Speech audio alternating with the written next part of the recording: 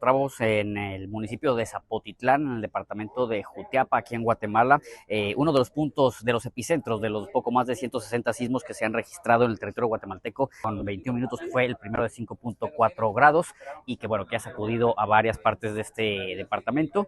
Pero bueno, hasta el momento las autoridades han dado a conocer de 2 personas que perdieron la vida, esto en el municipio de Comapa, muy cerca de donde nos encontramos, una mujer y un hombre, adultos mayores, uno se encontraba trabajando y una mujer que se encontraba al interior de su vivienda y que bueno, pues parte de los muros colapsaron y pues esto ocasionó que las personas perdieran la vida.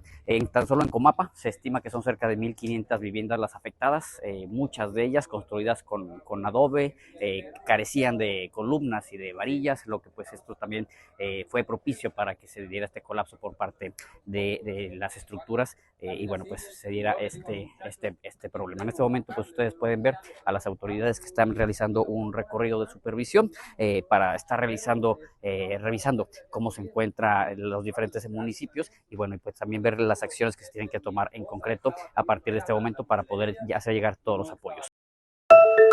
I think the trade deals are working out very well, hopefully for everybody. The Trump administration is doling out trade announcements hours before a list of new tariffs is set to begin. President Donald Trump is announcing a 15% duty on South Korean imports. He says it'll be 50% for Brazilian goods if that country won't end the trial of a former president accused of attempting a coup. It's hard to make concessions on that area, and I'm sure the government is not going to make them. Trump also is doubling down on a 25% tariff on imports from India. Trump is frustrated about their lack of willingness to open specific markets to U.S. producers, and he's also very frustrated about their continued purchasing of Russian energy. Some analysts say it's hard to assess the latest trade news because details are scarce. We do not know the full effects of the tariffs yet. U.S. businesses have to pay Trump's tariffs when they import affected goods.